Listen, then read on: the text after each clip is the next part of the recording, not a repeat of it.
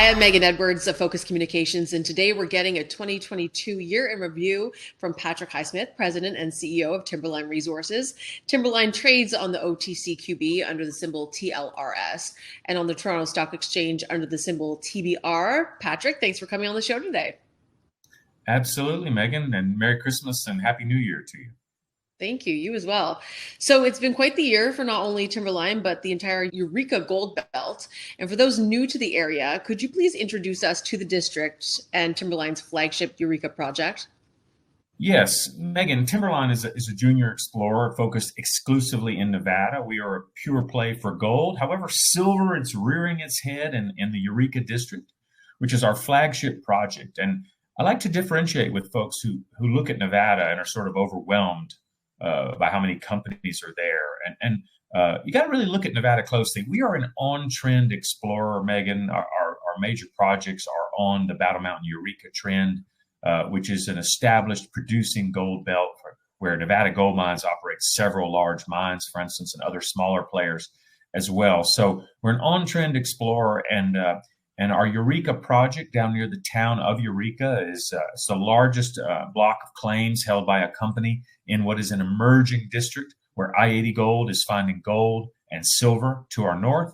And we're drilling a significant amount of gold and a little bit of silver so far at our Eureka project. So a lot of seasoned explorers in the company. We've been at this for quite a while, and we've held this project since 2010. But in the last couple of years, we've put more than $10 million of new investments into the project, and it's really transformed the company and what we're trying to do at the Eureka Project.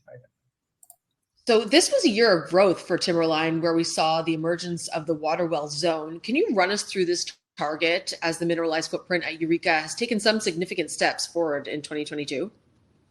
Yeah, and I'll start with just this slide it's in our main corporate presentation, because we do have an existing resource at Eureka. It's at a place called Lookout Mountain, which is shown on this slide. And interestingly, that is outcropping mineralization, some of which is oxide mineralization. And it comes to surface here, Megan, and it's about 500,000 ounces of gold, and it's at an average grade of 0.62 grams per ton. The story, however, in the last couple of years has been, as the arrow on the slide shows, that resource comes to surface, but it dips off to the east there. And as we went drilling to the east there, outside the resource, we began to hit some higher grade intercepts. They're a bit deeper, but they're much higher grade than that existing resource. And they're sort of the roots, the higher grade down dip portion of that resource that we've been talking about for years in Timberline. And I think that this slide gives a good overview of the district. Looking to the north across our very large land position, it's over 70 square kilometers. And you can see it here covering a big block of the Eureka district. At the top of the slide is the Ruby Hill mine, owned by I-80 Gold Corporation. And they have about 7.7 million ounces of resources there. They've also been reporting some very exciting silver, lead, zinc intercepts up there from that project. And so they're moving forward and fully intending to build a mine there. And we're excited to be a couple years behind in terms of we're a greenfields explorer almost, but we do have this resource area. And the red block there in the slide outlines the resource area we were just looking at. And just to the east of that, a little hatchet area there that we've labeled the water well zone. And that's the recent down dip higher grade discovery that really came into its own during 2022, Megan. So really most of the things I'm going to talk about in this brief chat are going to be inside that red box where our drilling has been hammering away at finding more high-grade gold at the water well zone. But if we just look more broadly at the slide, I want to point out a couple of things to folks. Up here in the more northerly part of the property is an area called the Windfall Trend. Also, historic gold has been produced in that area. About 120,000 ounces of gold were produced there in the 1980s. And that trend's over 8 kilometers long. Up and down this belt here is an area that we're still exploring. It's just that we kind of got focused over here at the water well zone over the last couple of years. So this huge claim block of ours has those two targets in the main part of the property.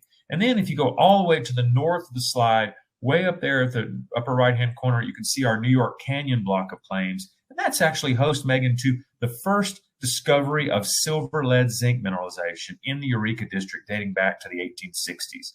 So we're actually putting together some additional minor little property pickups inside our larger property position that includes some important silver showings that we hope to be moving forward in 2023. So it's one of those projects, Megan, it's more than just one target. It's at least 3 big target zones here that we intend to advance. And we own about 58% of the property position in this exciting district.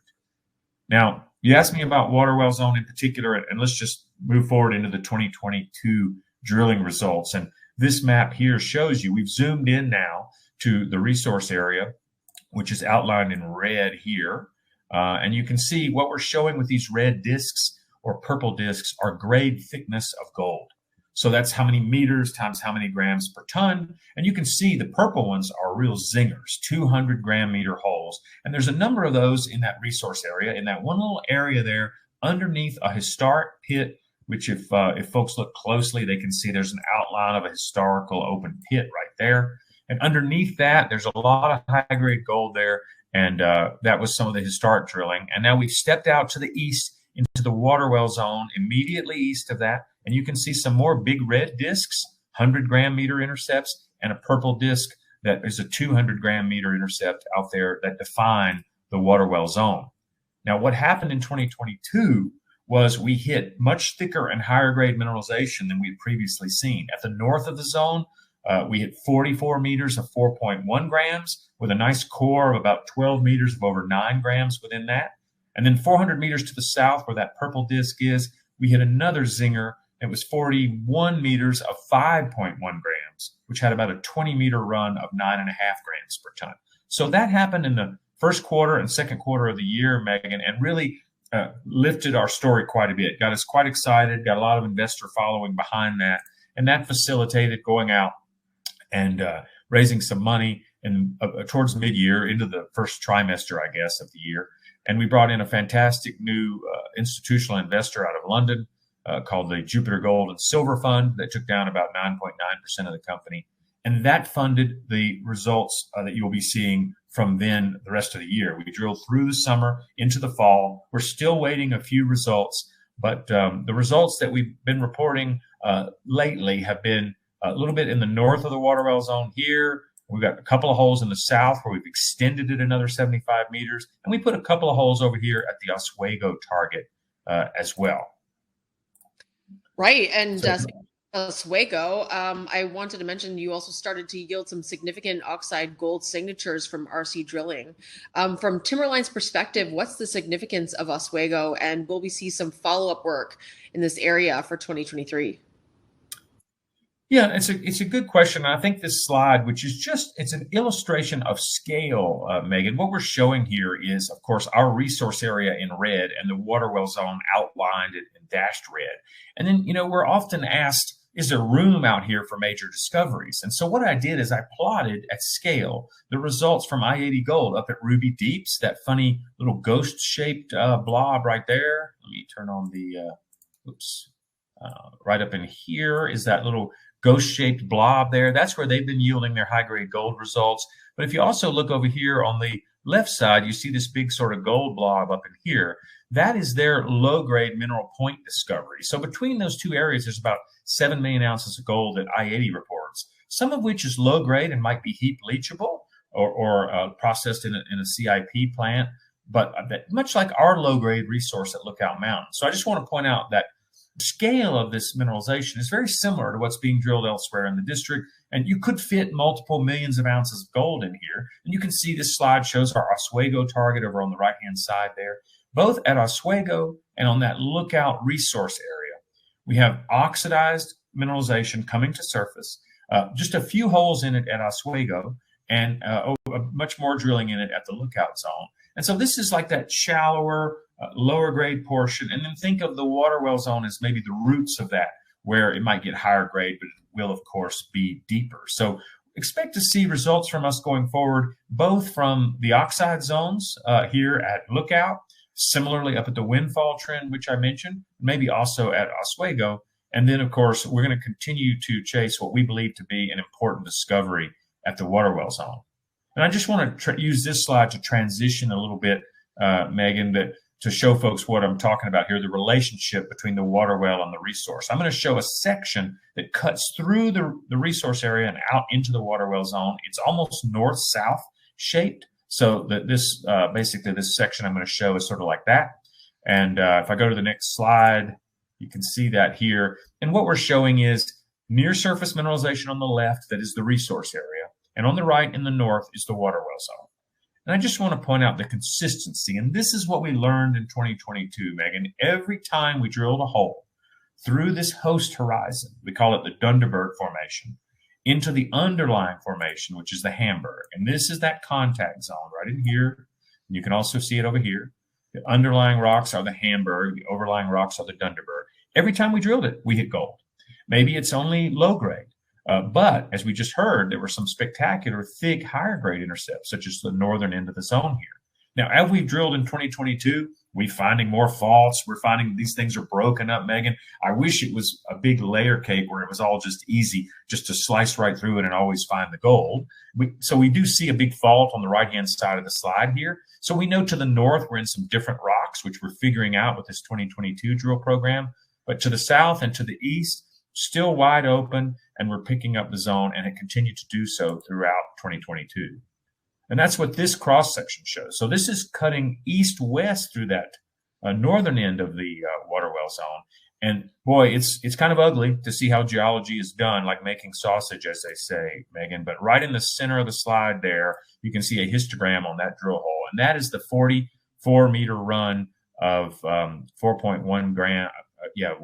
4.1 grams per ton, right in the middle there. And what we're showing with the blue lines are a bunch of faults around it, okay? So those rocks are sort of chopped up. And with our 2022 results from the north end, the most significant finding there is we found some deeper intercepts. You can see them highlighted on this slide. 3 meters of 3 over to the west, 16 meters of 2.6, pretty nice intercept in that neighborhood. But you'll also see these blue histograms on this slide down here and over here, right? And those are important silver intercepts, Megan. This is the first time this has happened. We're kilometers south of any known silver in the district to speak of. And so now we see an overlapping silver lead zinc system, still kind of low grade. We haven't hit the massive high grade that they've hit at I-80 Gold yet, but now we've got overlapping that, the younger Carlin type gold mineralization. So we've really learned a lot more with the drilling this year. We can see how broken up these rocks are, moves the good stuff around, but we've continued to hit that zone. We've just got to take into account these faults, and I've outlined in red some areas where these faults have not been drill tested yet to see where the good stuff is. And the last sort of super geological slide I'll show is another slice through the resource to the south. And this was probably the single biggest breakthrough that happened in 2022, was a hole 41 meters of 5 grams. Again, the consistency. That unit there is the Dunderberg shale where it contacts the Hamburg formation. Once again, we drill it, we hit. So we have offset to the south now. We came out of the screen about 75 meters. As you can see on this slide, that last bullet point there, where we hit 23 meters of really nice 3-gram mineralization there. And that was 75 meters further south from the zone. And we've also now offset to the east and the west. Those are the results that are waiting for us this year. As we end up the year, Megan, we're still waiting on some assays, of course, and we expect to get a couple of news releases out early in the year there. So I think that summarizes the water well zone. And you mentioned the Oswego here. So we've just zoomed back and we're looking out to the northwest, and we were just talking about the water well zone over here, and about a kilometer away is this target called Oswego. And in between, by the way, this huge IP anomaly that sits out there in the valley in between, that gray color.